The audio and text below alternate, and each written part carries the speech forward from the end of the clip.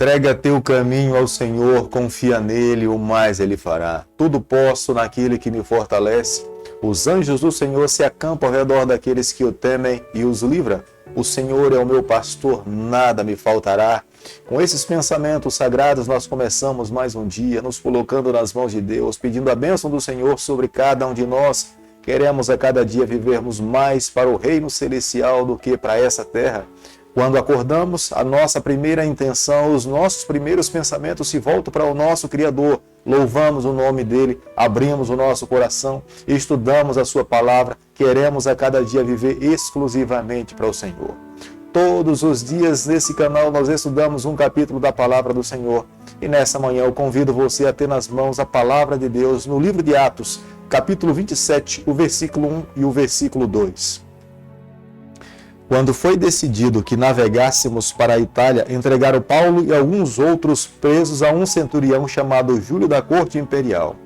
Embarcando no navio Adramitino, que estava de partida para costear a Ásia, fizemos-nos ao mar, indo conosco Aristarco, macedônio de Tessalônica. Deus está no controle da história. Jamais um ser humano pode, num todo, fazer um mal a um filho do Senhor. Deus se antevém aos males que acontecem nesse mundo. As mãos de Deus estão para conduzir os seus filhos em toda e qualquer circunstância. Quando nós nos colocamos nas mãos de Deus e confiamos no seu poder, todos os laços que são montados para os filhos de Deus cair, Deus nos revela, Deus nos mostra, Deus não permite que os seus filhos caiam em cilada. Como nós podemos observar no versículo 1 do capítulo que nós estamos estudando nessa manhã, embora fosse em circunstâncias inóspitas, Paulo estava nesse momento prestes a realizar o seu grande sonho.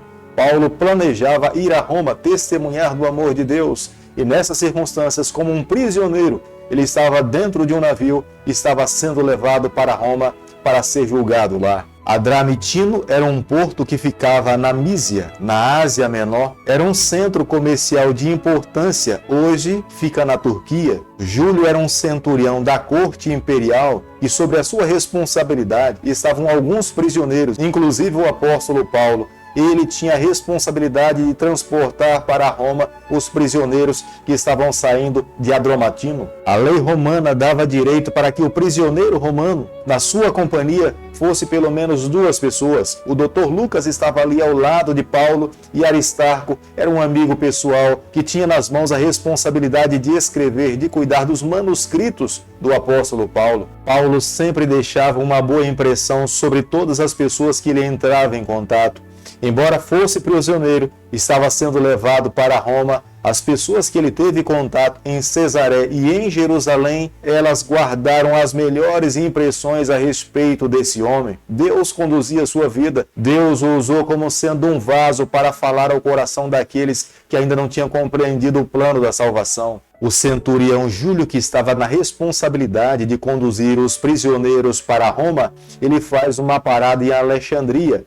Alexandria era o principal porto de exportação para Roma. E foi ali em Alexandria que o centurião Júlio colocou todos os presos num novo navio e esses então embarcaram em direção a Roma. Atos capítulo 27, o versículo 9, a Bíblia diz o seguinte: depois de muito tempo, tendo se tornado a navegação perigosa e já passado o tempo do dia do jejum, admoestava-os Paulo. A navegação era perigosa nesse período do ano, porque se tratava do inverno, ventos fortes, ventos hostis, o mar se tornava mais violento, o risco de naufragar era muito maior. Para muitos marinheiros, navegar nesse período era como se fizesse uma viagem suicida. Mas mesmo diante dessas circunstâncias, Paulo, reconhecendo que era o dia do jejum, o dia da expiação, onde todo judeu parava para fazer uma autorreflexão diante de Deus e dos seus próprios pecados e confessava para Deus as suas falhas,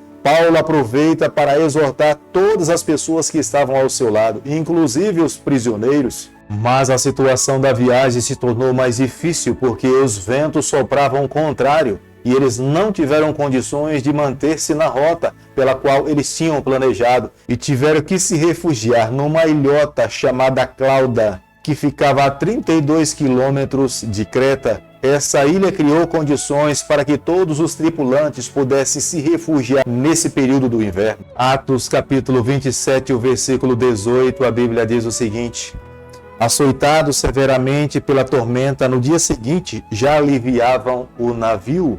Embora houvesse uma tentativa de dar continuidade na viagem, eles não conseguiram navegar tranquilamente. Tiveram que lançar ao mar alguma das suas mercadorias, porque o navio corria o risco de afundar. Para que isso não acontecesse, eles tiveram que jogar ao mar algumas mercadorias para que o navio tivesse melhores condições de navegar. O tempo estava completamente fechado. Muitos marinheiros daquela época, eles se norteavam dentro do mar, olhando para o céu, através das estrelas e a posição do sol. Mas como não tinha possibilidade de ver as estrelas, nem muito menos o sol, eles estavam completamente perdidos no meio do mar. Atos capítulo 27, o versículo 23, a Bíblia diz o seguinte: porque essa mesma noite, um anjo de Deus, de quem eu sou, a quem sirvo, esteve comigo. Deus enviou um anjo para que pudesse falar a Paulo. Deus estava consolando a Paulo, mas Deus estava advertindo a Paulo a falar ao comandante do navio que o navio iria navegar em difícil situação, embora eles não fossem perder as suas vidas, porque Deus tinha planos para Paulo. Deus esperava que Paulo testemunhasse em Roma a respeito do nome do Senhor. Deus não iria permitir que eles morressem nesse percurso. Atos capítulo 27, o versículo 42, a Bíblia diz o seguinte: o parecer dos soldados era que matasse os presos para que nenhum deles, nadando, fugisse. Se um soldado romano perdesse um dos seus presos, ele teria que pagar com a sua própria vida.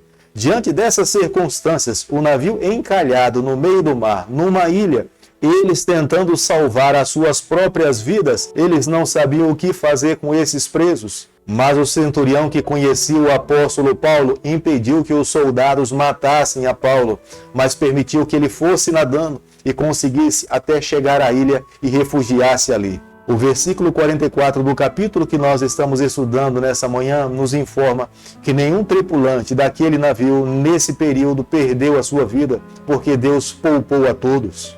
Querido amigo, ao estudarmos o capítulo 27 do livro de Atos, eu e você, nós chegamos à seguinte conclusão: embora Deus permita que os seus filhos passem por lutas e dificuldades, Deus jamais desampara um dos seus filhos. Paulo passou sim por momentos difíceis, teve que se refugiar no meio do mar, numa ilha, mas os anjos do Senhor estavam ali para lhe proteger e lhe amparar. Deus se revelou a ele dizendo que ele deveria ir a Roma testemunhar a respeito do seu nome. Deus não permitiu que ele perdesse a sua vida. Deus foi misericordioso para com Paulo quando colocou no coração do centurião para proteger a Paulo, não permitindo que soldados lhe fizessem nenhum mal, porque ele era um filho querido, estava nas mãos do Senhor e ele seria um vaso usado por Deus no momento certo diante de outras autoridades. Tenha certeza, amigo, que o chamado de Deus para mim e para você nos dias em que nós estamos vivendo é que nós vivamos como o apóstolo Paulo. Nós vivamos uma vida desprendida para o Senhor, que nós coloquemos nas mãos de Deus a nossa guia, a nossa direção, que o Senhor conduza toda a nossa trajetória. Se nós vivermos dessa forma, tenha certeza, quando nos encontrarmos com o nosso Salvador, nós receberemos das suas mãos a coroa da vida eterna e teremos a alegria de estarmos ao lado do nosso Deus eternamente. Querido Pai, em Tuas mãos nessa manhã nós nos colocamos, queremos viver exclusivamente para o Senhor. Toma o nosso coração, nos abençoe e nos guarde. É o nosso pedido e a nossa oração e nós fazemos em nome de Jesus. Que o Senhor te abençoe e te guarde. Que Ele faça resplandecer o seu rosto sobre você. Que Ele tenha misericórdia de você. Que sobre você nessa manhã Ele levante seu rosto e conceda a sua paz em nome de Jesus. Amém.